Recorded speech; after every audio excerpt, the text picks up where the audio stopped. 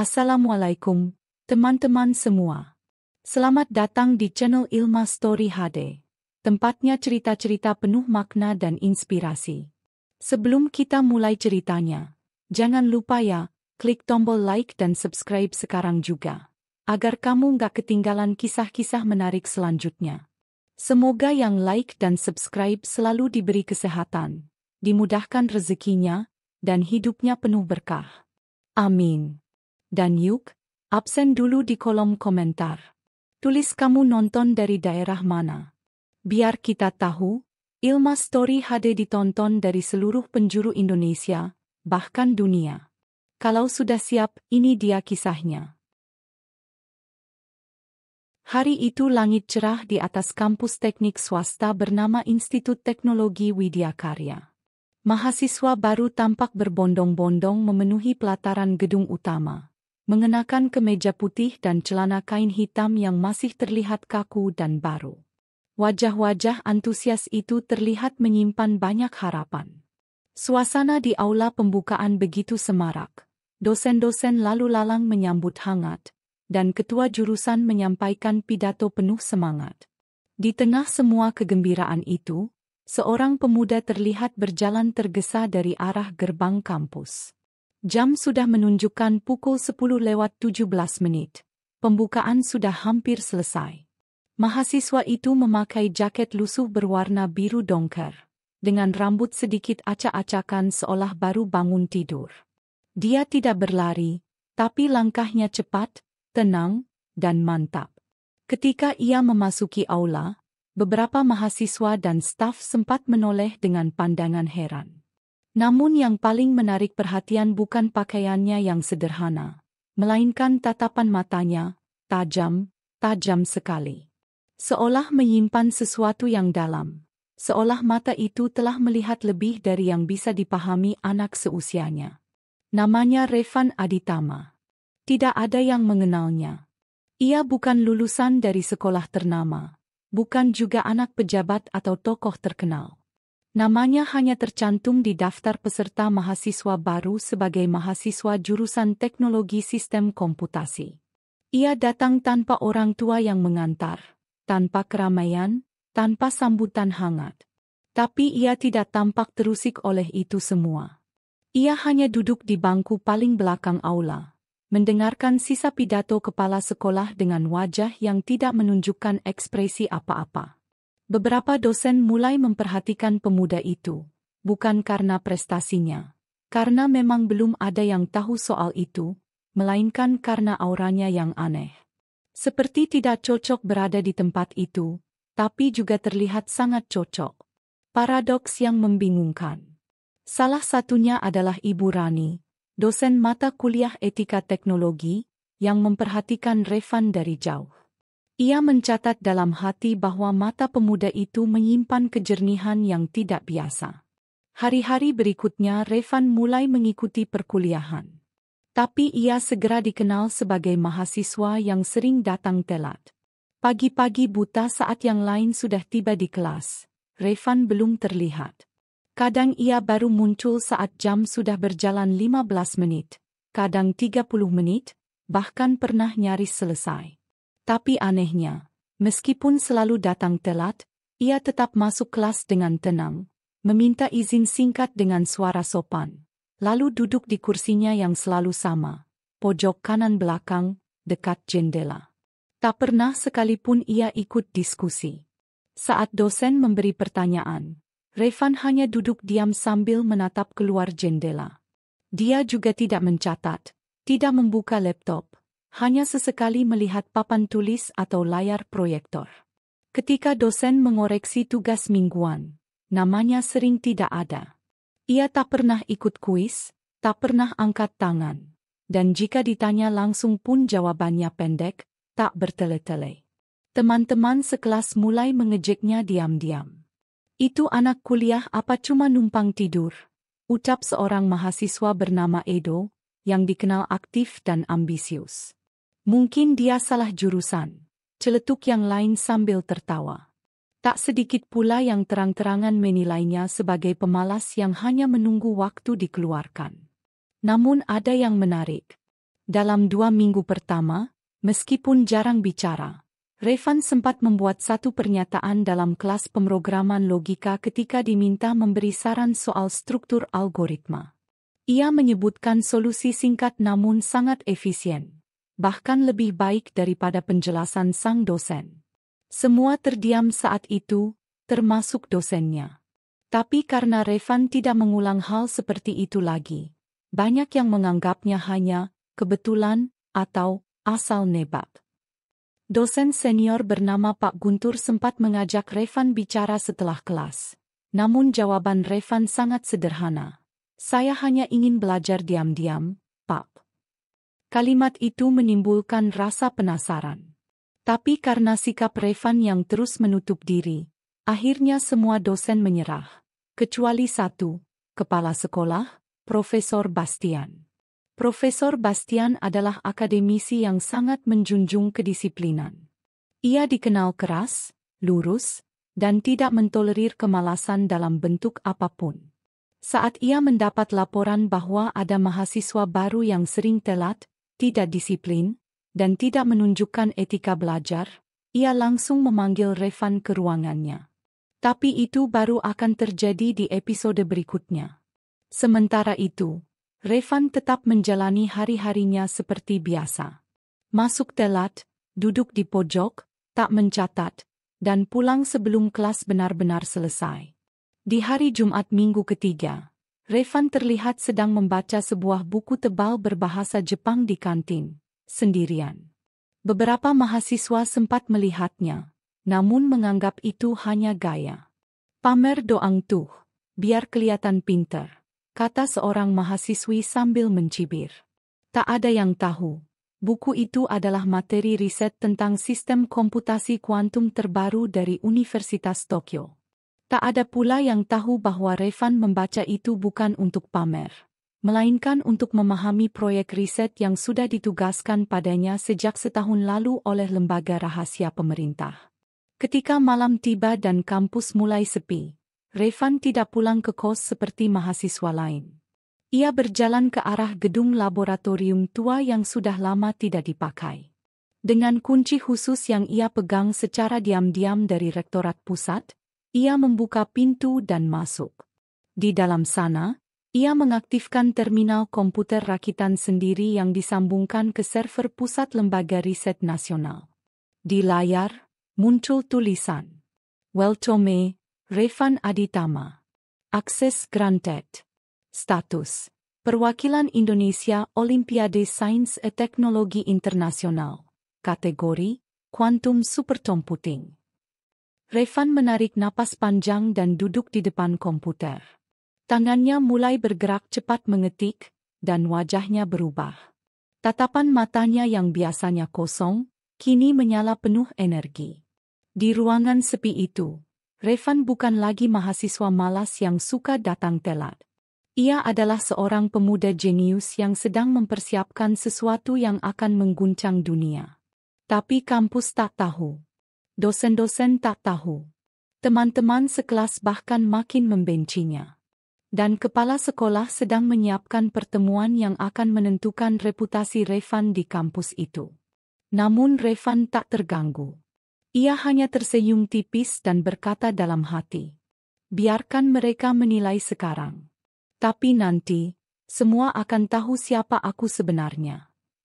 Hari-hari berlalu, dan minggu keempat perkuliahan pun dimulai. Kampus Institut Teknologi Widya Karya kembali dipenuhi aktivitas mahasiswa. Tugas-tugas mulai menumpuk, dan tekanan akademik mulai terasa. Para dosen semakin ketat menegakkan kedisiplinan. Kelas-kelas dipenuhi suasana serius dan penuh persaingan. Tapi satu hal yang tetap tak berubah, Revan. Ia tetap datang terlambat, masih duduk di pojok kanan belakang, masih tidak mencatat, dan tetap tidak pernah mengumpulkan tugas.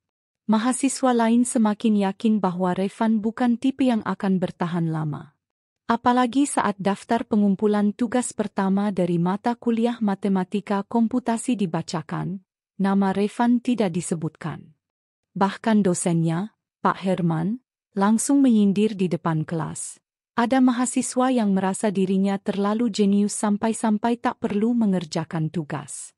Kalau begini terus, ya tunggu saja nilai akhirnya. Pasti ketahuan siapa yang serius. Mahasiswa lain tertawa pelan. Revan hanya tersenyum, menatap jendela. Di balik tatapan kosongnya, pikirannya sedang menari menyusun algoritma yang jauh lebih kompleks dari soal tugas yang baru saja dibahas. Tapi ia tidak merasa perlu membuktikan apapun. Belum. Suatu ketika di kelas pemrograman sistem, dosen memberikan studi kasus tentang efisiensi data dalam sistem jaringan besar. Mahasiswa diminta berdiskusi dalam kelompok. Revan tidak bergabung dengan kelompok manapun. Ia hanya duduk, diam. Ketika diminta pendapat, ia hanya berkata, "Saya belum punya jawaban." Dosen pun mengangguk dengan kecewa dan melanjutkan ke kelompok lain. Beberapa mahasiswa mulai menyebar rumor. Katanya dulu pernah dari kampus lain, makanya sekarang cuek, ujar seorang mahasiswa dari jurusan sebelah. Mungkin dia masuk lewat jalur belakang, tambah yang lain. Dan gosip itu sampai ke telinga Profesor Bastian, kepala sekolah, yang memang sudah mencatat nama Revan dalam daftar mahasiswa yang dianggap bermasalah. Revan semakin dijauhi. Saat makan di kantin, ia duduk sendirian. Ketika di laboratorium komputer, ia lebih banyak menatap layar kosong tanpa membuka aplikasi kuliah. Tapi yang orang tidak tahu, ia sedang memantau simulasi kuantum real-time dari pusat riset yang terhubung secara rahasia ke server kampus. Setiap malam, ia kembali ke ruang laboratorium tua, mempelajari desain sistem kecerdasan buatan dan membangun model prediktif untuk lomba internasional yang segera dimulai. Namun dari sudut pandang kampus, Revan adalah mahasiswa penyendiri yang malas dan tidak tertarik belajar. Sementara itu, Profesor Bastian makin geram. Ia dikenal sebagai kepala sekolah yang menjunjung tinggi tata tertib akademik. Reputasi kampus adalah hal yang ia jaga dengan penuh disiplin. Mahasiswa seperti Revan, menurutnya, adalah ancaman. Seorang pemalas di tengah lingkungan akademik yang ingin ia bangun menjadi profesional. Kalau dibiarkan, anak seperti ini bisa jadi contoh buruk, ucapnya pada wakil kepala sekolah dalam sebuah rapat mingguan. Saya beri waktu 1 minggu, kalau tidak ada perkembangan, saya panggil dia langsung. Panggilan itu pun akhirnya keluar. Surat panggilan resmi dari bagian akademik dikirim ke Revan. Isinya, wajib hadir di ruang kepala sekolah hari Jumat pukul 10 pagi. Tapi hari Jumat datang, dan Revan tidak hadir. Ia justru tidak terlihat sama sekali di kampus. Teman-teman sekelasnya menduga ia memang sudah angkat tangan dan memutuskan berhenti. Udah bisa ditebak dari awal, celetuk salah satu mahasiswa. Namun yang sesungguhnya terjadi, pada hari yang sama dengan jadwal pemanggilan itu, Revan sedang berada di sebuah ruangan tersembunyi di Jakarta, tengah mengikuti simulasi akhir bersama para ilmuwan dari BRIN, Badan Riset dan Inovasi Nasional. Ia sedang menjalani tahap akhir seleksi sebagai wakil Indonesia untuk Olimpiade Teknologi Superkomputasi Internasional di Jepang. Ia harus menyelesaikan pemrosesan kode untuk memecahkan struktur data genetik dalam waktu kurang dari 90 menit. Dan ia berhasil, dalam 47 menit. Kepala laboratorium riset menepuk bahunya sambil tersenyum bangga. "Kamu layak berangkat. Selamat, Revan." Tapi Revan hanya menjawab pelan, "Saya masih harus kembali ke kampus." Ia pulang ke kotanya malam itu juga. Tidak dengan rasa bangga. Justru dengan rasa berat. Di kampus, ia tahu, ia dianggap beban. Tapi ia juga tahu, belum waktunya bicara. Ia ingin orang-orang tahu bukan dari kata-kata, tapi dari hasil. Hari Senin berikutnya, ia kembali muncul di kelas. Wajahnya masih sama, ekspresinya tenang. Tapi saat ia masuk ke ruang kelas, beberapa mahasiswa terdiam. Ada yang berbisik, itu si Revan, Masih balik juga toh? Pak Guntur, salah satu dosen senior yang diam-diam masih penasaran dengan Revan, menyapanya dengan ramah. Libur panjang ya, Van? Revan hanya tersenyum dan menjawab, iya, semacam libur pendek yang menegangkan. Tanpa ada yang tahu, selama libur pendek itu, ia mengalahkan mahasiswa dari Jerman, Jepang, dan Korea Selatan dalam uji simulasi sistem paralel. Namun saat kembali, yang menantinya bukan pujian, melainkan peringatan keras dari kepala sekolah. Sore itu, saat ia baru selesai kuliah, ia diminta segera menemui kepala sekolah. Kali ini panggilannya tidak bisa dihindari. Dan Revan pun berjalan menuju ruang rektorat dengan wajah yang tetap tenang. Sementara di dalam ruangannya, Profesor Bastian sudah duduk dengan wajah penuh kekecewaan. Semua akan pecah di episode berikutnya. Hari itu langit mendung. Awan menggantung di atas bangunan Institut Teknologi Widyakarya, seolah menyiratkan bahwa hari ini bukan hari biasa. Di lantai 3 gedung rektorat, ruangan dengan plat nama Profesor Bastian, M.Eng., PhD, kepala sekolah, sudah sejak pagi dibiarkan terbuka, menunggu seorang mahasiswa yang namanya telah menjadi buah bibir di lingkungan kampus, Revan Aditama. Profesor Bastian duduk tegak di balik meja kayu gelapnya. Tangannya menggenggam selembar berkas, matanya menatap tajam ke arah pintu. Wajahnya tak menampakkan ekspresi ramah sedikit pun. Di hadapannya sudah ada catatan lengkap soal Revan. Jumlah absensi yang bolong, daftar tugas yang tak dikumpulkan, dan berbagai keluhan dosen. Semua terangkum rapi dalam map merah bertuliskan, perhatian khusus. Sudah keterlaluan, gumamnya. Mahasiswa seperti ini bisa mencoreng nama kampus. Beberapa menit kemudian, terdengar ketukan pelan di pintu. Tau, tau, tau. Masuk, seru Profesor Bastian. Pintu terbuka perlahan. Sosok Revan masuk dengan langkah tenang. Ia mengenakan hoodie gelap, celana panjang hitam, dan membawa ransel lusuh yang tampak ringan. Ia berdiri di depan meja kepala sekolah, menunduk sopan, dan mengucap, "Selamat pagi, Pak." Profesor Bastian hanya mengangguk singkat. "Duduk." Revan duduk. Diam. Tenang. Tidak gelisah seperti kebanyakan mahasiswa lain yang biasanya gemetar saat dipanggil ke ruangan itu. Sikapnya bukan membangkang, tapi tenang, terlalu tenang, seolah ia tahu arah pembicaraan ini bahkan sebelum dimulai. "Kamu tahu kenapa kamu saya panggil?" tanya Profesor Bastian, menatapnya tajam. Revan mengangguk pelan. "Karena saya tidak mengikuti aturan kampus dengan baik." "Benar?" Suara Profesor Bastian meninggi. "Tugas tak pernah dikumpulkan. Kamu jarang hadir tepat waktu. Bahkan saat dipanggil pertama kali pun kamu menghilang tanpa kabar." "Saya minta maaf soal itu, Pak," jawab Revan dengan suara lembut. "Ada hal penting yang harus saya selesaikan waktu itu." Profesor Bastian mengetuk-ngetukkan jarinya ke meja. "Hal penting? Lebih penting dari kewajiban akademikmu sebagai mahasiswa? Revan, kamu tahu? Banyak mahasiswa di kampus ini bersaing keras untuk masuk ke sini. Tapi kamu seolah menyia-nyiakannya." Revan hanya tersenyum tipis, bukan senyum meremehkan, tapi seperti seseorang yang tahu bahwa waktunya belum tiba untuk berbicara jujur. "Saya tidak menyia-nyiakan apapun, Pak," ucapnya tenang. "Saya tahu tempat ini sangat berharga. Tapi saya punya cara sendiri untuk belajar." "Cara sendiri?" Profesor Bastian menaikkan alis. "Ini kampus, bukan taman bermain. Semua harus taat sistem." Revan mengangguk. Lalu ia menatap langsung ke mata kepala sekolah, tajam tapi sopan. "Saya paham, Pak. Dan saya menghormati sistem. Tapi kadang, tidak semua hal bisa dijelaskan dengan absen dan nilai tugas." Kepala sekolah terdiam sesaat. tersentak oleh kalimat itu.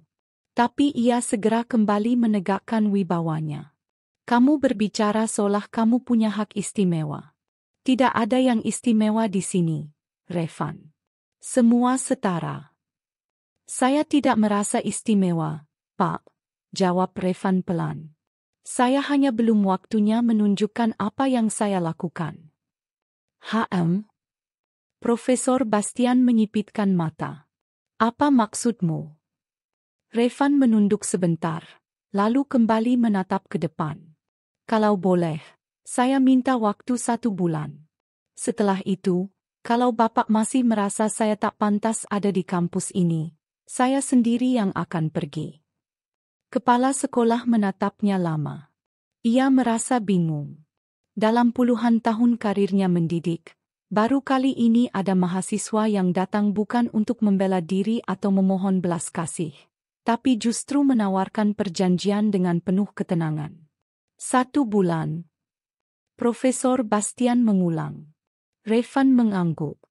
Hanya 1 bulan, Pak. Dan kemudian, hal yang tak diduga, Revan tersenyum. Senyum yang aneh, bukan angkuh, bukan menyindir, tapi senyum penuh keyakinan. Senyum yang membuat Profesor Bastian tidak bisa bicara sesaat. Saya akan buktikan sesuatu nanti, Pak, ucap Revan sebelum berdiri. Terima kasih sudah bersedia memanggil saya. Ia membungkuk sopan, lalu berjalan keluar tanpa menunggu jawaban. Pintu ruangan tertutup pelan, meninggalkan Profesor Bastian yang terdiam dengan berbagai pertanyaan di kepalanya. Apa maksud anak itu? Apa yang ingin dia buktikan? Hari-hari setelah pertemuan itu terasa aneh. Revan masih tetap telat datang ke kelas, masih duduk di pojok belakang, masih jarang mencatat. Tapi ada yang berubah dalam sikapnya. Ia mulai lebih sering menatap layar laptopnya, kadang terlihat mengetik sesuatu dengan sangat cepat. Teman-teman sekelasnya, yang semula mengabaikannya, kini mulai memperhatikannya dari kejauhan. Beberapa bahkan merasa terganggu. Itu si Revan ngetik apa sih tiap hari? Bisik seorang mahasiswa. Nggak tahu, kayak lagi bikin game atau semacamnya. Tak ada yang tahu bahwa yang sedang dikerjakan Revan adalah simulasi sistem pemrosesan paralel untuk data genetik multinegara. Hal yang bahkan belum diajarkan di kampus mereka. Beberapa dosen mulai mencium keanehan. Salah satunya adalah Bu Rani. Suatu hari ia memergoki layar Revan yang menampilkan deretan kode yang bahkan tak dimengerti oleh mahasiswa pascasarjana. Revan, itu, kamu kerjakan sendiri? Tanyanya usai kelas. Revan hanya mengangguk. Iseng, Bu. Iseng? Kode sepanjang itu? Dengan struktur kuantum? Bu Rani hanya bisa menatapnya tak percaya. Malamnya, di ruang laboratorium tua yang selalu sepi, Revan duduk sendirian di depan layar besar yang hanya bisa ia akses dengan kartu identitas khusus. Tangannya bergerak cepat. Algoritma pemrosesan terus disempurnakan. Olimpiade Superkomputasi Internasional hanya tinggal 2 minggu lagi. Ia tahu waktunya makin dekat. Ia tahu semua orang masih meremehkannya. Tapi ia tidak terganggu. Karena Revan percaya, dalam dunia yang terbiasa menilai dari permukaan, kebenaran selalu muncul di saat yang paling tak terduga. Dan ketika waktunya tiba, ia tidak akan berbicara banyak. Biarlah hasil yang menjawab semuanya. Suasana pagi itu terasa meriah di pelataran utama kampus Institut Teknologi Widya Karya. Spanduk besar bertuliskan, "Selamat datang mahasiswa baru angkatan 2025, terbentang di depan gedung auditorium. Para mahasiswa baru berdiri rapi mengenakan alma mater biru tua. Wajah mereka penuh semangat, penuh harapan. Musik instrumental lembut mengalun, dan panitia sibuk menyiapkan dokumentasi serta konsumsi. Acara penyambutan mahasiswa baru adalah momen penting bagi kampus tersebut. Kepala sekolah, para dosen, serta alumni sukses diundang hadir untuk memberi inspirasi. Semuanya berjalan lancar, Hingga sesi yang ditunggu-tunggu pun dimulai. Pidato sambutan dari kepala sekolah, Profesor Bastian. Ia melangkah ke podium dengan langkah penuh wibawa, mengenakan jas abu-abu resmi, dengan pin kampus mengilap di dada kiri. Sorot matanya tajam menyapu seluruh ruangan auditorium. Di barisan belakang, Revan duduk diam seperti biasa, mengenakan jaket hitam yang agak lusuh. Ia tak terlihat gugup atau antusias, hanya tenang, seperti gunung yang menyimpan letusan di dalamnya. Profesor Bastian membuka pidatonya dengan kata-kata motivasi. Ia membicarakan pentingnya disiplin, etika, dan kerja keras. Para mahasiswa baru mendengarkan dengan hikmat, sebagian mengangguk-angguk setuju. Tapi menjelang akhir pidato, suasana berubah. Anak-anak sekalian, ucapnya dengan suara lantang, di kampus ini, kita menjunjung tinggi integritas. Tak peduli seberapa cerdas seseorang, jika ia tidak memiliki sikap dan komitmen, maka ia tidak layak disebut mahasiswa sejati. Beberapa orang mulai menoleh ke kiri dan kanan. Saya beri kalian contoh, lanjut Profesor Bastian. Baru-baru ini, ada satu mahasiswa baru juga, yang mengira dirinya bisa hidup tanpa disiplin. Telat datang ke kelas, tak pernah mengumpulkan tugas, tidak menghormati aturan kampus. Anak seperti ini bukan hanya memalukan, tapi juga berbahaya sebagai contoh buruk. Semua mahasiswa terdiam. Mereka tahu siapa yang sedang dibicarakan. Dia pikir dia bisa menyelesaikan semuanya dengan caranya sendiri. Tapi di sini, tidak ada ruang bagi kesombongan seperti itu. Dan saya peringatkan, jangan ada yang menirunya. Tawa kecil mulai terdengar di antara barisan mahasiswa. Beberapa mahasiswa baru yang belum mengenal Revan ikut terkekeh tanpa tahu siapa yang dimaksud. Tapi mahasiswa lama langsung menoleh ke arah pojok ruangan, tempat di mana Revan duduk. Ia tetap diam. Tak menunjukkan reaksi sedikit pun. Tatapannya lurus ke depan, sedikit menunduk, tapi tak sedikit pun matanya menunjukkan kemarahan atau sakit hati. Edo, mahasiswa ambisius yang duduk tak jauh darinya, tersenyum sinis dan berbisik ke temannya. Fix, itu Revan. Gagal total jadi mahasiswa teladan. Tinggal tunggu waktu dikeluarkan. Sementara itu, Profesor Bastian menutup pidatonya dengan penuh percaya diri. Saya harap kalian semua belajar dari contoh itu. Disiplin dan hormat jauh lebih berharga daripada hanya sekadar pintar. Terima kasih. Tepuk tangan bergemuruh, namun suasana hati Revan tetap tak terusik. Ia berdiri perlahan setelah acara selesai, menuruni tangga auditorium tanpa terburu-buru. Beberapa mahasiswa melirik, sebagian menertawakannya dengan lirih. Tapi tak ada yang tahu apa yang sebenarnya ia rasakan di dalam. Tak ada pula yang tahu bahwa sore itu, usai acara penyambutan, Revan menerima email dari Kementerian Riset dan Teknologi yang berisi tiket penerbangannya ke Jepang untuk mewakili Indonesia dalam Olimpiade Sains dan Teknologi Internasional, kategori superkomputasi dan algoritma genetik. Dalam email itu tertulis, "Selamat, Saudara Revan Aditama. Anda akan menjadi perwakilan resmi Indonesia. Mohon jaga kerahasiaan informasi ini hingga waktu yang ditentukan oleh lembaga." Ia menarik napas panjang. Tak ada senyum di wajahnya. Tak juga ada rasa ingin membalas perlakuan Profesor Bastian.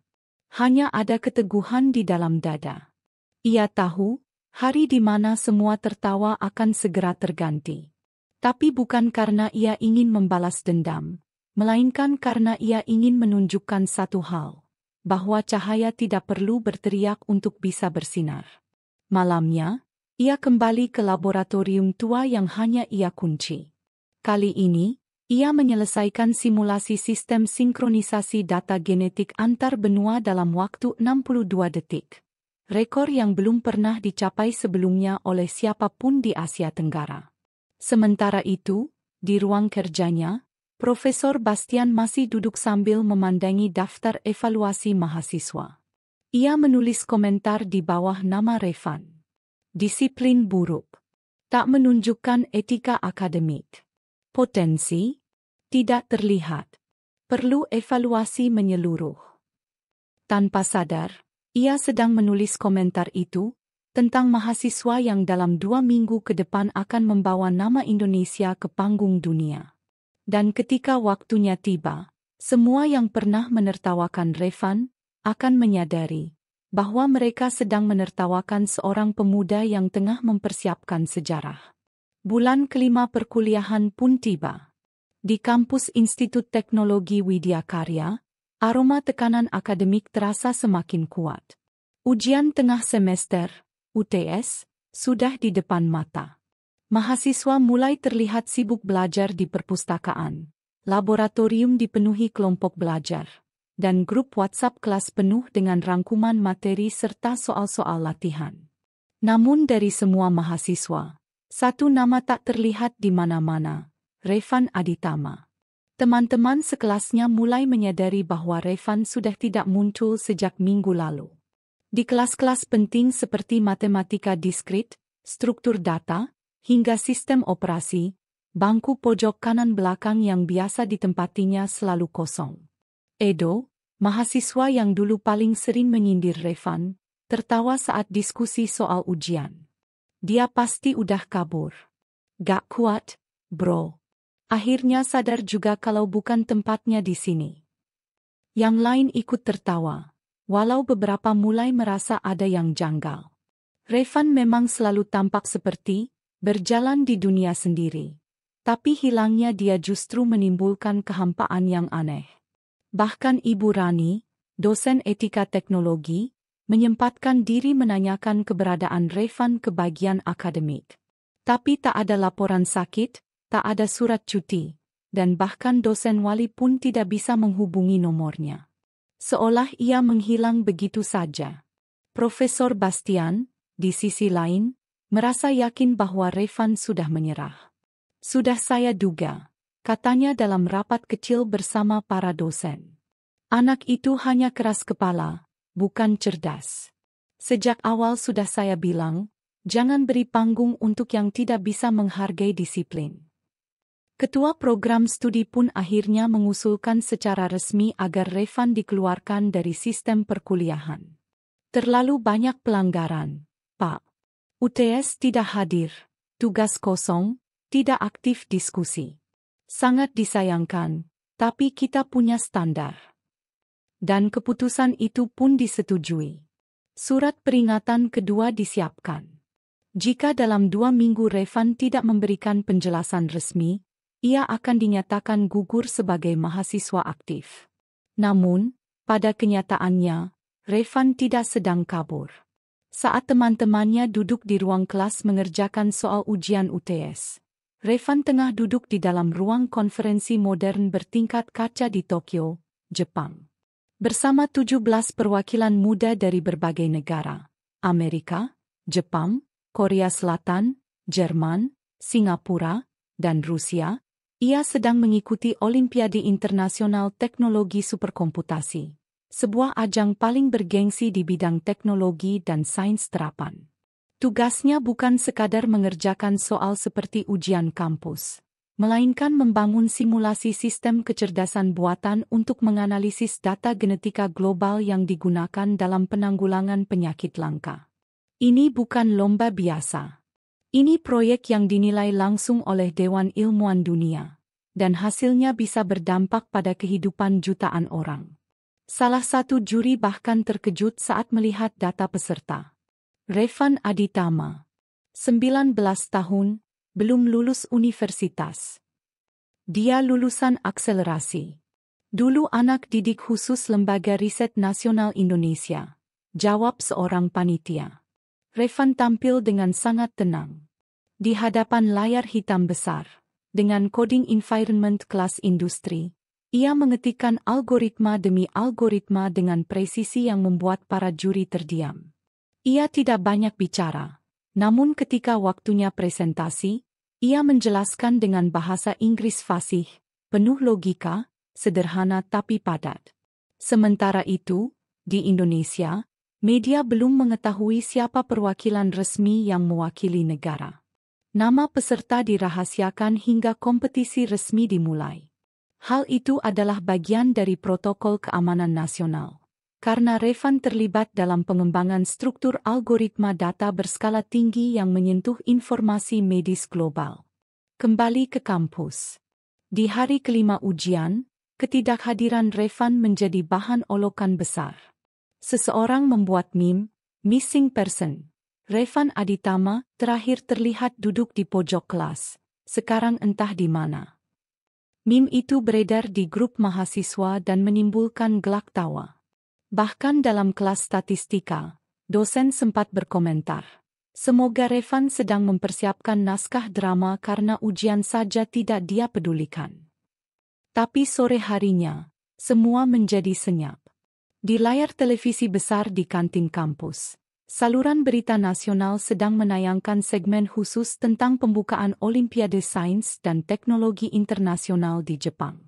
Kamera menyorot satu persatu peserta dari berbagai negara. Dan tiba-tiba, muncul wajah Revan. Nama dan bendera Indonesia ditampilkan dengan jelas. Revan Aditama, Indonesia, Quantum Supercomputing Division. Suasana kantin langsung hening. Gelas kopi nyaris jatuh dari tangan. Mahasiswa yang baru saja menertawakan meme langsung membeku. Beberapa hanya bisa berkata lirih. Itu Revan? Yang tadi kita? Edo yang biasanya paling nyaring mengejek, kini bungkam dengan wajah pucat. Bahkan para dosen yang sedang makan siang di ruangan sebelah datang berkerumun ke depan layar. Ibu Rani menatap layar dengan mata yang mulai berkaca-kaca. Anak itu bukan mahasiswa biasa, bisiknya. Tak lama kemudian, video perkenalan peserta ditayangkan. Revan bicara singkat dalam bahasa Inggris.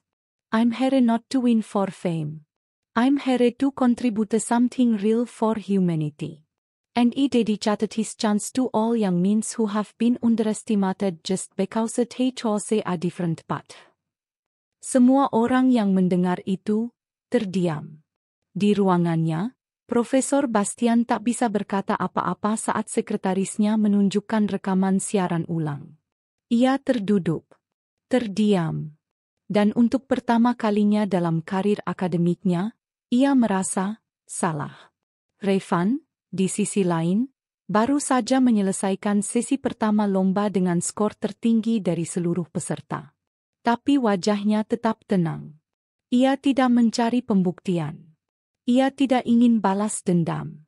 Ia hanya ingin menunjukkan bahwa nilai sejati seseorang tidak bisa diukur hanya dari absen dan tumpukan tugas. Karena kadang, di balik mahasiswa yang sering datang telat dan menyendiri, tersembunyi pemuda yang sedang bersiap mengubah dunia. Hari itu, suasana di kampus Institut Teknologi Widya Karya terasa berbeda. Bukan karena ada ujian atau acara penting, tapi karena semua televisi di kantin, ruang dosen, dan bahkan ruang akademik menayangkan siaran langsung pembukaan Olimpiade Sains dan Teknologi Internasional yang digelar di Tokyo, Jepang. Acara itu menjadi sorotan nasional karena Indonesia untuk pertama kalinya mengirimkan perwakilan tunggal di kategori teknologi superkomputasi. Sebuah cabang yang sangat bergengsi dan kompleks, biasanya hanya diikuti oleh mahasiswa doktoral atau profesional. Semua orang di kampus menatap layar dengan antusias. Mereka ingin tahu siapa anak muda jenius yang mewakili Indonesia. Apalagi, rumor tentang mahasiswa hilang, bernama Revan Aditama yang mendadak tidak ikut UTS masih menjadi bahan perbincangan hangat. Bahkan meme tentang Revan masih beredar di grup WhatsApp dosen dan mahasiswa. Namun dalam sekejap, semua tawa itu berubah menjadi keheningan yang nyaris mistis. Saat kamera menyorot satu persatu peserta dari tiap negara, dan nama-nama perwakilan disebut di atas layar raksasa dengan bendera masing-masing. Satu nama muncul jelas dan terang. Revan Aditama, Indonesia, Teknologi Superkomputasi. Lengkap dengan bendera merah putih berkibar di belakang namanya.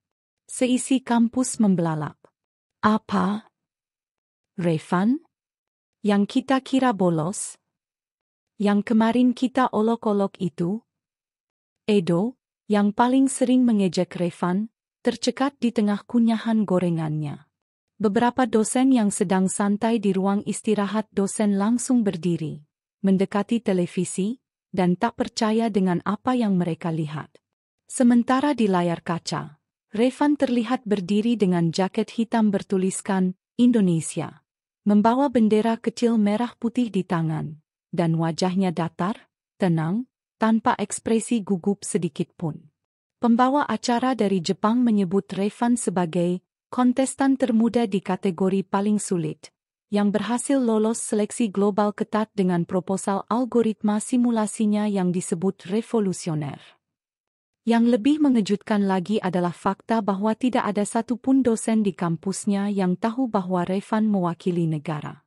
Ibu Rani, dosen etika teknologi yang pernah sempat menasihati Revan, menutup mulutnya dengan tangan. Astaga, anak itu. Rektor kampus, yang sedang berada di luar kota, langsung mengirimkan pesan singkat ke grup dosen. Apakah kita baru saja menyia-nyiakan seorang jenius? Di Aula Olimpiade, bendera Indonesia berkibar bersama negara-negara besar. Tapi yang membanggakan bukan hanya kehadiran Revan, melainkan kategori yang ia ikuti.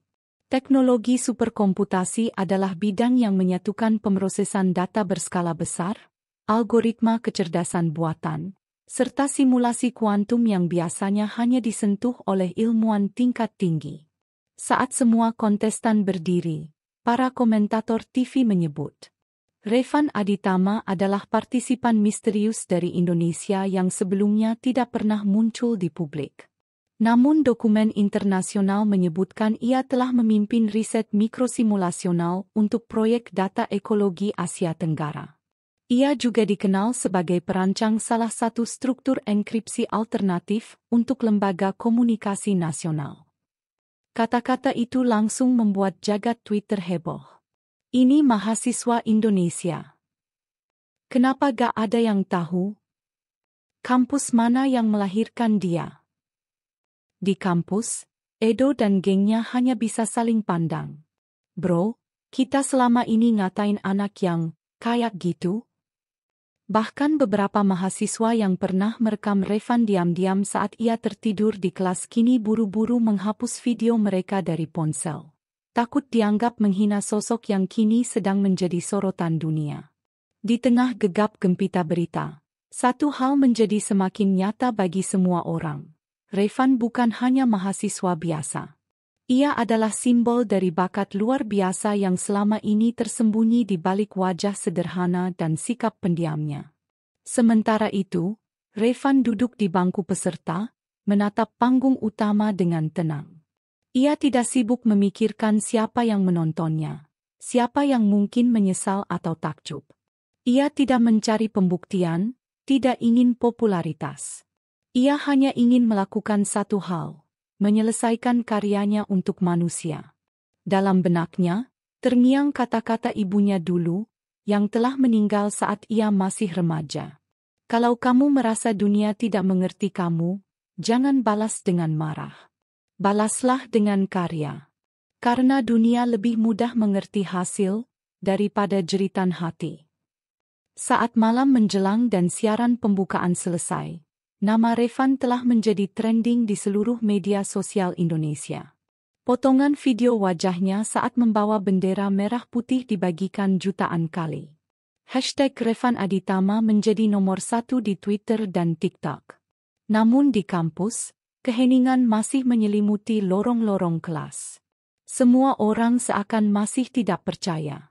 Seorang mahasiswa yang pernah tidur di kelas, datang telat, dan tak pernah mengerjakan tugas, ternyata kini berdiri sejajar dengan pemikir-pemikir paling hebat dunia.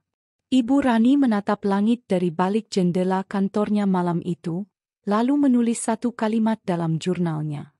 Terkadang, anak yang kita anggap sebagai beban, ternyata adalah cahaya paling terang yang belum waktunya menyala di ruangan kita yang sempit. Dan begitulah, sebuah nama yang dulu diremehkan, kini menjadi bintang yang mulai menyinari dunia. Kampus Institut Teknologi Widya Karya mendadak berubah menjadi sarang kegelisahan, rasa malu, dan keingintahuan yang menggebu. Sejak kemunculan nama Revan di layar raksasa Olimpiade Sains dan Teknologi Internasional di Jepang, satu pertanyaan besar menggantung di kepala semua orang. Siapa sebenarnya Revan Aditama? Dosen-dosen berkumpul di ruang rapat tanpa undangan resmi. Bahkan kepala sekolah, Pak Bambang, yang selama ini paling keras mengkritik Revan karena dianggap malas dan tidak disiplin, tampak lesu dan gelisah. Matanya menatap layar laptop dengan wajah pucat, memperhatikan setiap artikel dan potongan video tentang Revan yang kini tersebar luas di internet.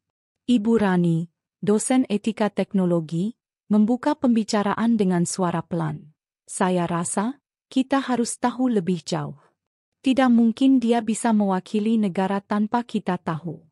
Bahkan saya yang pernah membimbingnya pun tidak pernah tahu kemampuan sejatinya. Pak Bambang menarik napas dalam, membuka sebuah dokumen PDF yang ia terima dari salah satu rekannya di Badan Riset dan Inovasi Nasional, BRIN.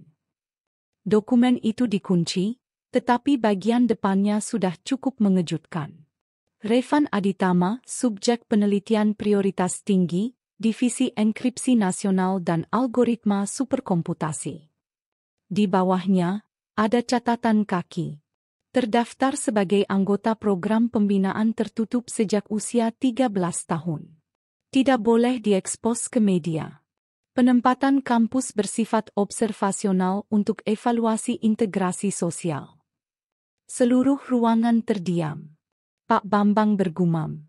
Jadi, selama ini dia bukan mahasiswa biasa. Ibu Siska, dosen matematika lanjut, berusaha menyambung. Saya pernah bertanya pada Revan tentang algoritma turunan Fouriernya di kelas.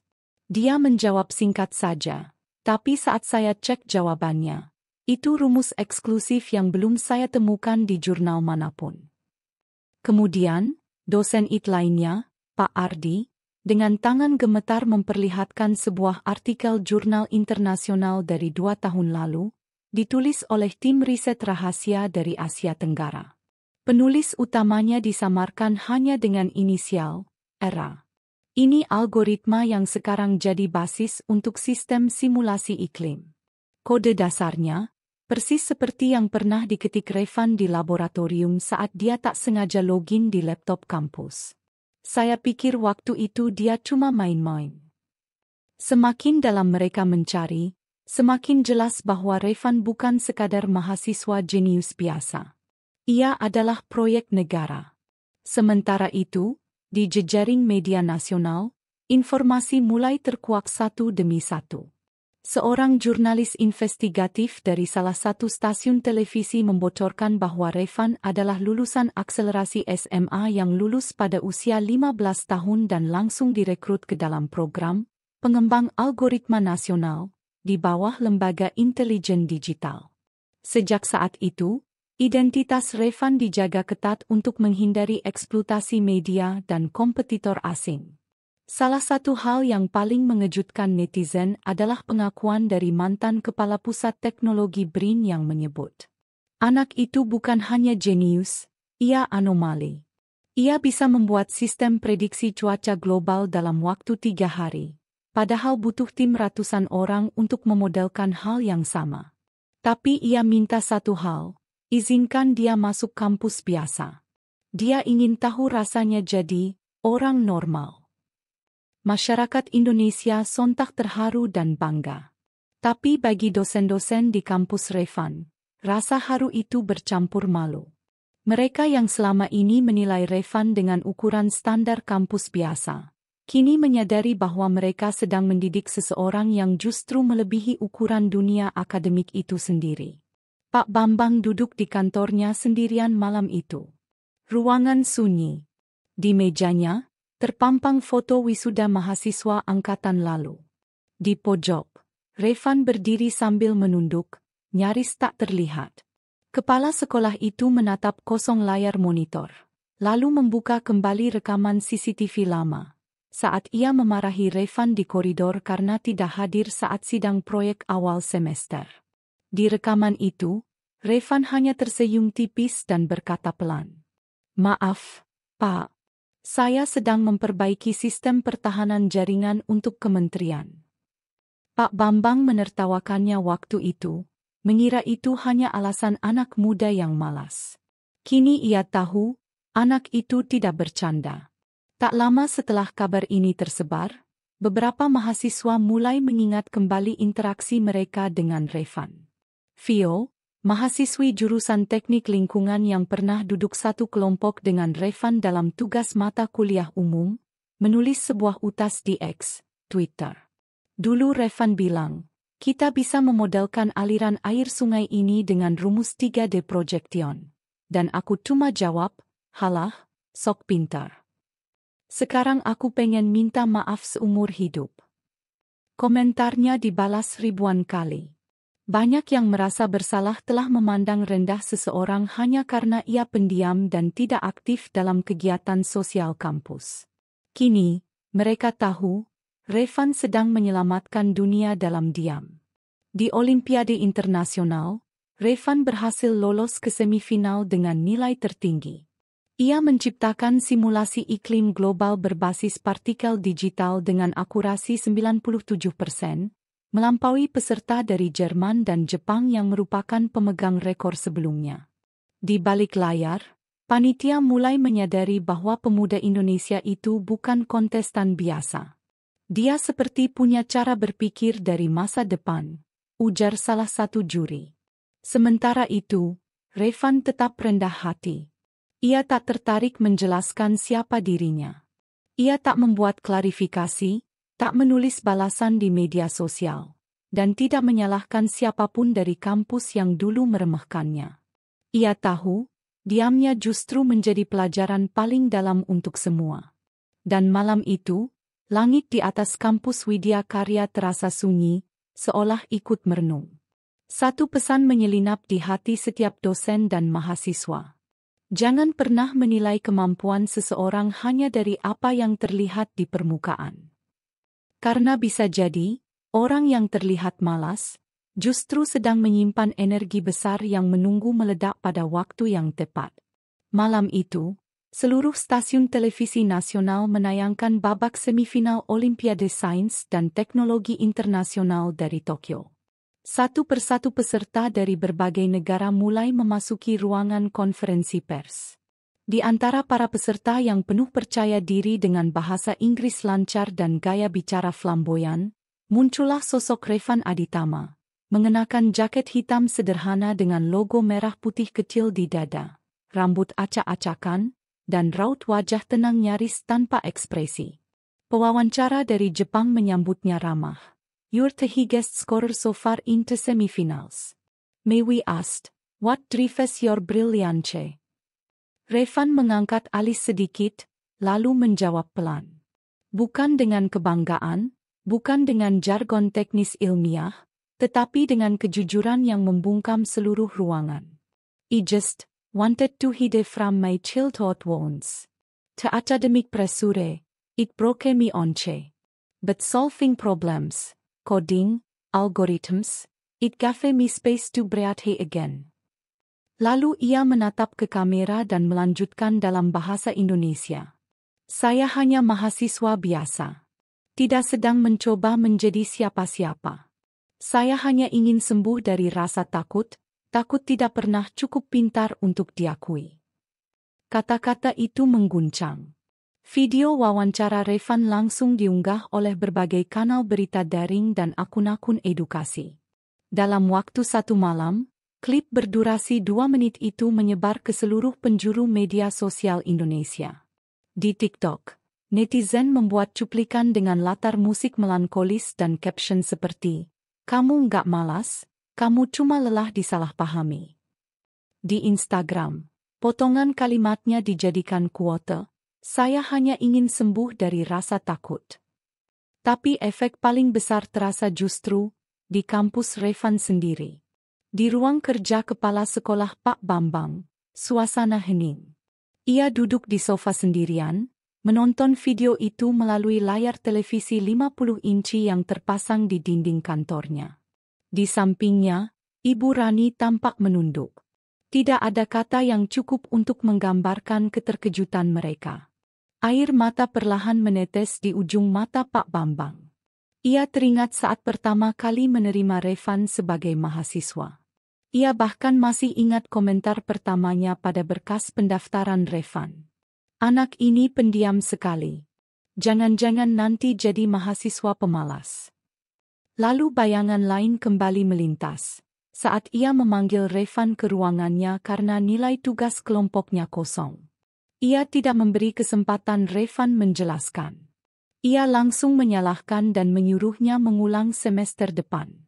Saya tidak pernah bertanya kenapa, gumam Pak Bambang lirih. Ibu Rani mencoba menenangkan. Waktu itu kita semua tidak tahu, Pak. Tapi justru itulah luka yang tidak bisa dibantah. Bahwa mereka tidak pernah mencoba tahu. Di luar ruangan, mahasiswa dan dosen berdiri berkerumun di lobi kampus, menyaksikan tayangan ulang video Revan melalui layar LED besar. Beberapa mahasiswa tampak termenung, beberapa lainnya menghapus air mata. Gila, ternyata dia selama ini cuma ingin sembuh, ucap seorang mahasiswi sambil menatap layar. Dan kita malah ngetawain dia pas dia presentasi waktu itu, timpal yang lain dengan suara berat. Lalu datang Vio, yang dulu pernah satu kelompok dengan Revan. Ia berdiri paling depan, menggenggam buku catatan lama yang berisi sketsa perhitungan Revan yang dulu ia anggap ngarang. Kini, semua sketsa itu memiliki makna baru. Ia menatap layar dengan tatapan hancur, penuh rasa bersalah. Tak butuh waktu lama, media nasional mulai memburu informasi lebih lanjut tentang sosok pemuda misterius ini. Beberapa jurnalis mencoba mengontak pihak kampus, tapi tidak ada yang berani bicara. Bahkan Pak Bambang memilih menolak semua undangan wawancara. Namun, satu hal jelas, Revan telah menggerakkan hati masyarakat. Komentar-komentar di media sosial dipenuhi oleh rasa simpati dan kekaguman. Banyak anak muda yang mengaku pernah merasa seperti Revan, tertekan oleh tuntutan nilai, disalahpahami karena lebih suka diam, atau dianggap tidak mampu hanya karena tidak bersuara. Terima kasih Revan, sudah mewakili kami yang tumbuh dalam diam, tulis salah satu komentar. Dulu aku dikira pemalas karena tidak aktif. Ternyata aku cuma sedang berusaha bertahan, tulis yang lain. Fenomena ini berkembang menjadi gerakan kecil. Di beberapa kampus, para mahasiswa mulai mengadakan diskusi terbuka bertajuk Healing bersama Revan. Membahas pentingnya memahami beban mental dan emosional mahasiswa, dan bagaimana sistem pendidikan kadang hanya menghargai yang vokal, bukan yang jenius dalam sunyi. Sementara itu, Revan tetap di Jepang, mempersiapkan babak final. Ia tidak membuka media sosial. Ia tidak tahu betapa viral dirinya di Indonesia. Ia hanya menatap layar laptop di kamarnya, menulis kode algoritma terakhir dengan hening. Di mejanya, ada foto kecil ibunya, satu-satunya orang yang sejak dulu percaya padanya. Satu langkah lagi, Bu, gumamnya. Kembali ke kampus, di ruang dosen lantai 2, beberapa dosen mengadakan rapat mendadak. Mereka membahas bagaimana cara menyambut Revan jika ia pulang nanti. Namun, suasana tidak seperti biasanya. Tidak ada kesan birokratis. Semua penuh perasaan dan kesadaran bahwa mereka telah menyia-nyiakan berlian yang begitu berharga. Pak Ardi berkata pelan, mungkin saat dia kembali, kita tidak perlu minta maaf dengan kata-kata. Kita tunjukkan bahwa kita belajar dari kesalahan. Yang lain mengangguk pelan.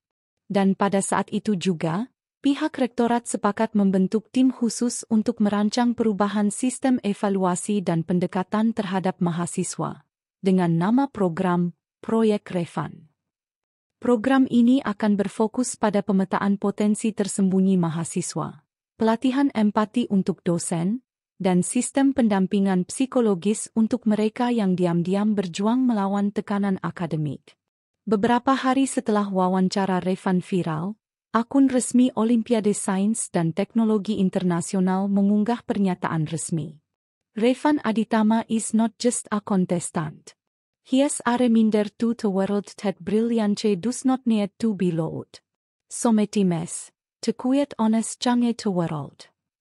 Dengan latar bendera merah putih berkibar di belakang namanya.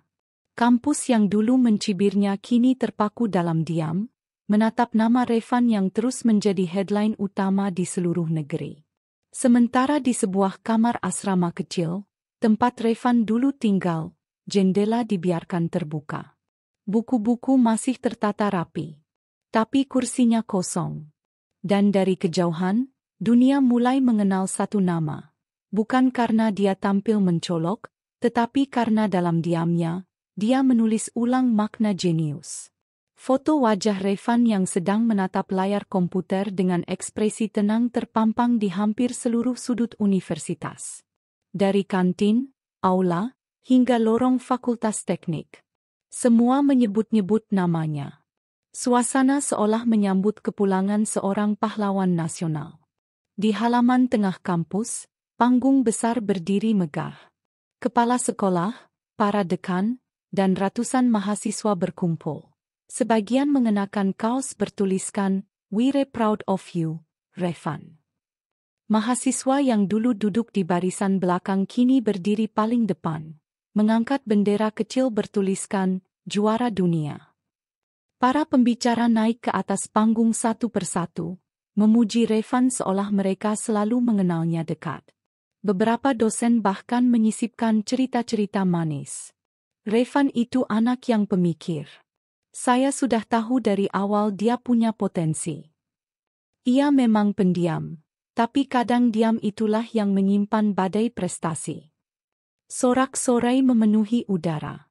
Para wartawan lokal dan nasional hadir, membawa kamera dan mikrofon, siap mengabadikan momen besar itu. Namun, jam demi jam berlalu, dan Revan tak juga datang. Wakil rektor sempat memberikan pengumuman. Pesawat Revan dari Jepang seharusnya mendarat pagi ini. Mungkin dia sedang dalam perjalanan ke kampus. Tapi hingga senja menurunkan tirai jingga ke langit barat, kursi yang disediakan khusus untuk Revan tetap kosong. Panggung megah itu berdiri hampa. Tidak ada senyum malu-malu Revan. Tidak ada kata sambutan dari sang juara. Tidak ada satupun tapak kaki yang meninggalkan jejak di karpet merah. Seseorang mencoba menghubungi Revan melalui pesan singkat, tapi tak ada balasan. Nomor teleponnya bahkan sudah tidak aktif. Chat grup alumni internasional pun hening. Revan benar-benar menghilang, seperti bayangan yang menolak disorot cahaya. Beberapa mahasiswa mulai bertanya-tanya, kenapa dia tidak datang? Yang lain berbisik, apa dia marah pada kita?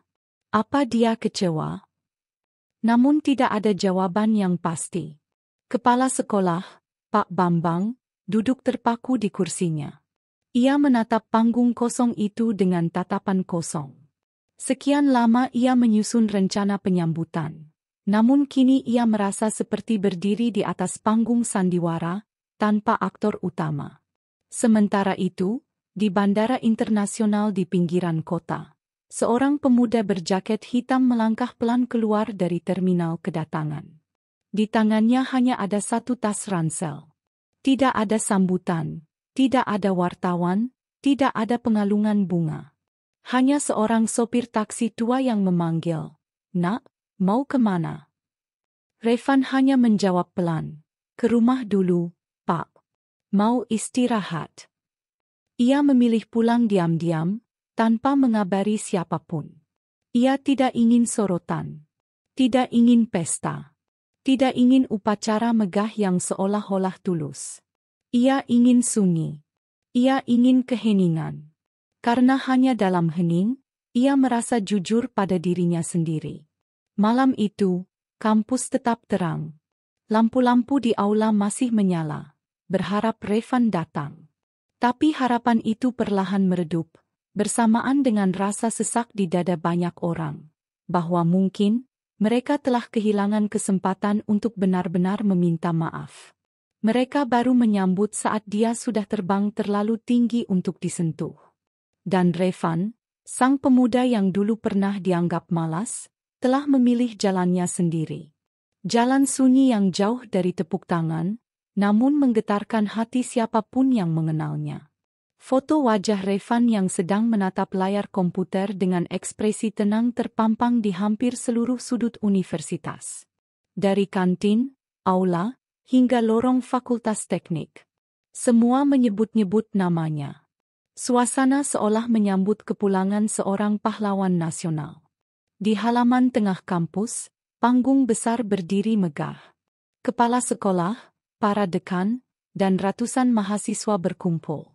Sebagian mengenakan kaos bertuliskan, "We're proud of you, Revan." Mahasiswa yang dulu duduk di barisan belakang kini berdiri paling depan, mengangkat bendera kecil bertuliskan, "Juara dunia." Para pembicara naik ke atas panggung satu persatu, memuji Revan seolah mereka selalu mengenalnya dekat. Beberapa dosen bahkan menyisipkan cerita-cerita manis. Revan itu anak yang pemikir. Saya sudah tahu dari awal dia punya potensi. Ia memang pendiam, tapi kadang diam itulah yang menyimpan badai prestasi. Sorak-sorai memenuhi udara. Para wartawan lokal dan nasional hadir, membawa kamera dan mikrofon, siap mengabadikan momen besar itu. Namun, jam demi jam berlalu, dan Revan tak juga datang. Wakil rektor sempat memberikan pengumuman. Pesawat Revan dari Jepang seharusnya mendarat pagi ini. Mungkin dia sedang dalam perjalanan ke kampus. Tapi hingga senja menurunkan tirai jingga ke langit barat, kursi yang disediakan khusus untuk Revan tetap kosong. Panggung megah itu berdiri hampa. Tidak ada senyum malu-malu Revan. Tidak ada kata sambutan dari sang juara. Tidak ada satupun tapak kaki yang meninggalkan jejak di karpet merah. Seseorang mencoba menghubungi Revan melalui pesan singkat, tapi tak ada balasan. Nomor teleponnya bahkan sudah tidak aktif. Chat grup alumni internasional pun hening. Revan benar-benar menghilang, seperti bayangan yang menolak disorot cahaya. Beberapa mahasiswa mulai bertanya-tanya, kenapa dia tidak datang? Yang lain berbisik, apa dia marah pada kita? Apa dia kecewa? Namun tidak ada jawaban yang pasti. Kepala sekolah, Pak Bambang, duduk terpaku di kursinya. Ia menatap panggung kosong itu dengan tatapan kosong. Sekian lama ia menyusun rencana penyambutan. Namun kini ia merasa seperti berdiri di atas panggung sandiwara, tanpa aktor utama. Sementara itu, di bandara internasional di pinggiran kota, seorang pemuda berjaket hitam melangkah pelan keluar dari terminal kedatangan. Di tangannya hanya ada satu tas ransel. Tidak ada sambutan, tidak ada wartawan, tidak ada pengalungan bunga. Hanya seorang sopir taksi tua yang memanggil, "Nak, mau kemana?" Revan hanya menjawab pelan, "Ke rumah dulu, Pak. Mau istirahat." Ia memilih pulang diam-diam, tanpa mengabari siapapun. Ia tidak ingin sorotan. Tidak ingin pesta. Tidak ingin upacara megah yang seolah-olah tulus. Ia ingin sunyi. Ia ingin keheningan. Karena hanya dalam hening, ia merasa jujur pada dirinya sendiri. Malam itu, kampus tetap terang. Lampu-lampu di aula masih menyala, berharap Revan datang. Tapi harapan itu perlahan meredup, bersamaan dengan rasa sesak di dada banyak orang, bahwa mungkin mereka telah kehilangan kesempatan untuk benar-benar meminta maaf. Mereka baru menyambut saat dia sudah terbang terlalu tinggi untuk disentuh. Dan Revan, sang pemuda yang dulu pernah dianggap malas, telah memilih jalannya sendiri. Jalan sunyi yang jauh dari tepuk tangan, namun menggetarkan hati siapapun yang mengenalnya. Seminggu setelah surat Revan beredar secara diam-diam di kalangan dosen dan petinggi kampus, suasana di Universitas Nasional Cahaya Bangsa berubah drastis. Tak ada lagi suara tinggi dari dosen yang memarahi mahasiswa di lorong hanya karena telat 5 menit. Tak ada lagi tatapan sinis dari staf akademik saat melihat mahasiswa yang menyendiri. Yang ada hanya perasaan hening dan refleksi panjang. Namun perubahan terbesar bukan hanya terjadi di dalam kampus. Di dunia luar, nama Revan Aditama terus menjadi sorotan. Berita demi berita mulai menghiasi media internasional.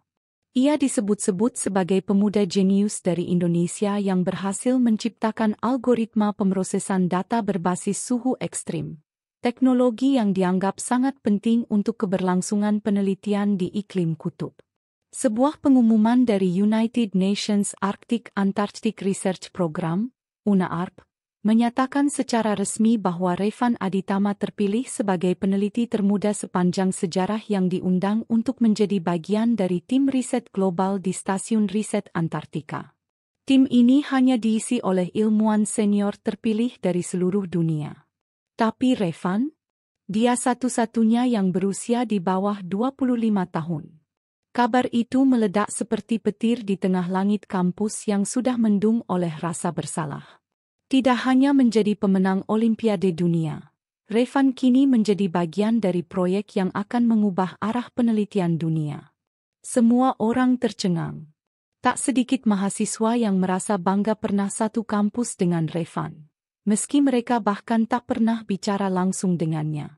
Pagi itu, ruang senat kampus dipenuhi wajah-wajah yang muram. Rektor, wakil rektor, kepala fakultas, dan seluruh jajaran dekan duduk berjajar rapi. Di tengah panggung aula utama, berdiri foto Revan mengenakan jaket musim dingin berlogo PBB. Di bawahnya, terdapat kutipan suratnya yang dicetak besar. Saya hanya berharap, ke depan, tidak ada lagi Revan lain yang harus membuktikan nilai dirinya hanya karena ia memilih untuk diam.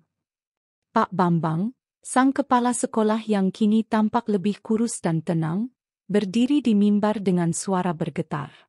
Hari ini, kita tidak sedang melepas seorang mahasiswa. Kita sedang melepas sebuah kesadaran. Bahwa kampus ini pernah menjadi rumah, yang menutup pintunya bagi salah satu anak terbaik bangsa. Dan meski Revan tidak meminta permintaan maaf, hari ini, izinkan kami berdiri bersama-sama dan mengheningkan cipta, sebagai simbol penyesalan dan rasa hormat. Serentak, seluruh kampus diam. Dosen, mahasiswa, staf kebersihan, hingga satpam di gerbang utama menghentikan aktivitas. Mereka berdiri, menunduk. Tak ada suara. Tak ada pengumuman berlebih. Hanya kesunyian yang penuh makna.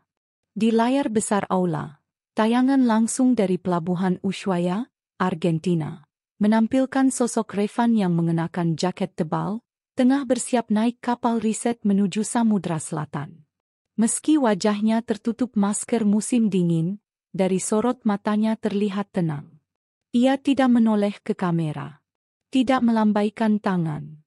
Ia hanya melangkah mantap ke arah kapal riset besar bertuliskan Global Science for Climate Humanity. Beberapa mahasiswa perempuan di aula tampak menitikkan air mata. Seorang dosen senior yang dulu pernah memarahi Revan karena tidak ikut ujian tertulis pun menyeka wajahnya dengan sapu tangan. Semua terasa terlalu terlambat. Di warung kopi kampus, tempat Revan dulu sering duduk sendiri di pojok belakang, kini terdapat figura kecil yang dipasang pemilik warung.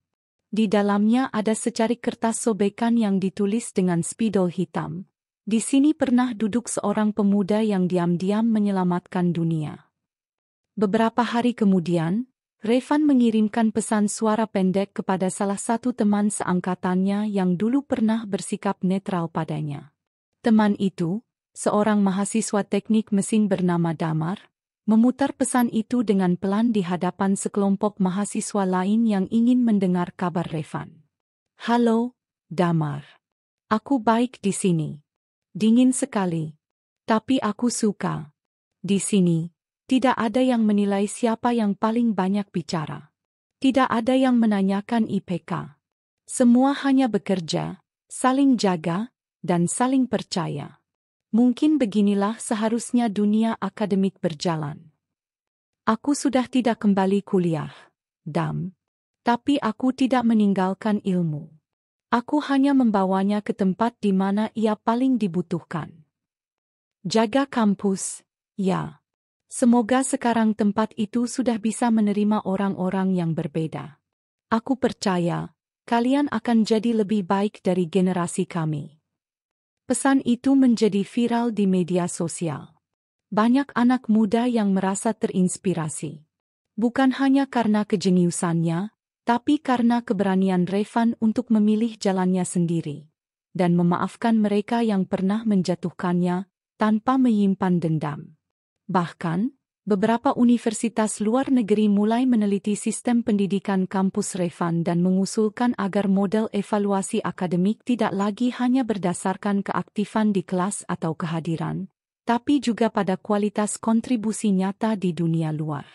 Pak Bambang sendiri, setelah mengadakan refleksi bersama jajaran dosen, memulai program baru yang ia beri nama, Diam Bukan Berarti Tidak Hebat. Sebuah beasiswa untuk mahasiswa yang punya ide besar tapi tidak suka tampil. Program ini disambut dengan antusias oleh mahasiswa dari berbagai fakultas. Ia juga menulis di buletin kampus. Saya tidak ingin dikenang sebagai kepala sekolah. Saya ingin dikenang sebagai orang yang pernah belajar dari mahasiswa paling pendiam yang pernah saya anggap tak berarti. Namanya Revan Aditama. Dan saya berhutang rasa hormat padanya selamanya. Di tengah salju Antartika yang membeku, Revan menatap langit biru yang membentang luas di atas stasiun riset. Ia duduk sendiri, laptop di pangkuannya, mengetik sesuatu dalam diam. Seorang peneliti senior dari Jerman mendekat dan bertanya dengan aksen berat, "Apa yang sedang kamu tulis, Revan?" Revan tersenyum kecil. Hanya catatan kecil tentang rumah yang pernah aku tinggalkan. Dan tentang harapan agar rumah itu menjadi tempat yang lebih baik untuk generasi setelahku. Dan di tempat paling dingin di dunia, Revan menyalakan hangat pertama yang berasal dari pengampunan dan ketulusan. Dua hal yang tak pernah diajarkan dalam kelas manapun. Beberapa tahun telah berlalu sejak Revan Aditama meninggalkan kampusnya tanpa suara. Namun kepergiannya tidak pernah benar-benar menjadi akhir. Justru dari sana, cerita Revan dimulai lagi. Kali ini tidak hanya di koran-koran dan jurnal akademik, tapi di hati generasi muda dan seluruh sistem pendidikan yang mulai berbenah. Universitas Nasional Cahaya Bangsa telah berubah drastis. Semangat kompetisi yang dulu didasarkan pada keaktifan, nilai, dan kerajinan semu, kini mulai bergeser. Fakultas-fakultas mulai memprioritaskan ruang diskusi bebas ide, membuka lebih banyak beasiswa riset mandiri, bahkan membentuk program mentoring khusus untuk mahasiswa yang cenderung menyendiri atau tertutup. Semuanya terinspirasi oleh satu nama, Revan Aditama. Nama itu kini menjadi semacam legenda di antara para mahasiswa baru. Banyak dari mereka yang bahkan datang ke kampus ini karena ingin kuliah di tempat yang dulu pernah diubah oleh seorang mahasiswa diam-diam jenius. Para dosen muda menjadikan Revan sebagai contoh dalam setiap materi tentang inovasi dan ketekunan. Dan warung kopi kampus tempat Revan dulu sering duduk diam di pojok, kini menjadi ruang komunitas tempat para mahasiswa mencurahkan ide-ide besar mereka tanpa takut dicibir. Namun perubahan paling besar datang pada suatu siang yang cerah di awal tahun ajaran baru. Di halaman tengah kampus, berdiri sebuah bangunan baru yang megah, didesain dengan arsitektur futuristik berbentuk prisma kristal, melambangkan kejernihan data dan kekuatan pemikiran. Bangunan itu adalah pusat teknologi dan riset kampus yang baru, pengganti dari gedung lama yang dulu sering bocor saat hujan. Rektor yang baru, seorang ilmuwan perempuan muda yang juga pernah menjadi teman seangkatan Revan, berdiri di podium pembukaan dengan suara mantap. Dengan ini, kami resmikan pusat riset utama Universitas Nasional Cahaya Bangsa sebagai Gedung Revan Aditama Center for Future Innovation. Tepuk tangan membahana. Tidak sedikit yang meneteskan air mata. Di antara tamu undangan, terlihat Pak Bambang, sang mantan kepala sekolah yang kini telah pensiun. Rambutnya sudah sepenuhnya memutih, namun sorot matanya tetap tajam meski penuh penyesalan dan kebanggaan. Ia diminta naik ke atas panggung untuk memberikan sepatah dua patah kata. Saya dulu pernah berdiri di sini, bukan untuk memberikan penghargaan, tapi untuk memarahi seorang mahasiswa yang saya kira pemalas. Ia pendiam, jarang ikut kegiatan, kadang tidak masuk kelas. Dan saya, dengan kesombongan seorang pendidik, menyimpulkan bahwa ia tidak akan berguna. Pak Bambang terdiam sejenak, menahan napas. Tapi ternyata, saya salah. Salah besar. Ia tidak hanya berguna. Ia menginspirasi dunia. Ia mengajarkan kita bahwa suara paling pelan bisa menjadi gema paling panjang. Hari ini saya berdiri bukan sebagai mantan kepala sekolah, tapi sebagai murid dari seorang anak muda bernama Revan Aditama. Hening. Tapi bukan karena tidak ada yang peduli. Justru karena semua orang terlalu tersentuh untuk berkata-kata. Lalu tepuk tangan pelan mulai muncul, hingga akhirnya membuncah jadi riuh yang memenuhi langit kampus. Spanduk besar bertuliskan, "Dulu dia dituduh pemalas. Kini namanya menjadi warisan abadi." Terbentang di depan gedung baru itu. Revan sendiri tidak hadir di acara peresmian. Ia sedang berada di Norwegia, bekerja dalam proyek konservasi data dunia menggunakan sistem pendinginan alami berbasis iklim es kutub. Tapi sebuah pesan video singkat ia kirimkan dari kabin risetnya yang sederhana. Dalam video itu, Revan mengenakan jaket tebal dan topi wol, wajahnya masih tenang seperti dulu. Ia berkata, "Saya tidak pernah ingin dikenang. Saya hanya ingin dipercaya. Percaya bahwa orang yang tidak bersuara pun punya sesuatu untuk dibagikan. Gedung ini bukan milik saya. Ini milik siapapun yang pernah diragukan, disisihkan, dan disalahpahami. Jangan hentikan langkahmu hanya karena orang lain belum mengerti jalanmu. Dan untuk semua yang pernah menertawakan saya, terima kasih. Karena rasa sakit itulah saya belajar berdiri tegak." Akhir dari cerita Revan bukanlah keberhasilan besar atau penghargaan internasional, melainkan perubahan. Ia tidak sekadar mengubah cara dunia memproses data, tapi cara dunia memandang manusia. Ia telah membuktikan bahwa nilai seseorang bukan diukur dari seberapa sering ia berbicara, bukan dari seberapa banyak nilai A yang ia kantongi, dan bukan dari seberapa dekat ia dengan para dosen. Tapi dari konsistensi, ketulusan, dan kepercayaan terhadap jalan hidupnya sendiri. Dulu Revan ditertawakan, dituduh pemalas, dipandang sebagai beban. Kini, namanya menjadi mercusuar. Tempat generasi masa depan belajar bahwa diam bukan berarti tak bisa berbuat besar. Bahwa mereka yang sering diremehkan, justru mungkin sedang menyiapkan perubahan paling dahsyat yang akan dikenang seumur hidup. Dan kisah Revan akan terus diceritakan, bukan sebagai dongeng, tapi sebagai inspirasi nyata, bahwa dari ruang paling sunyi, bisa lahir suara paling agung.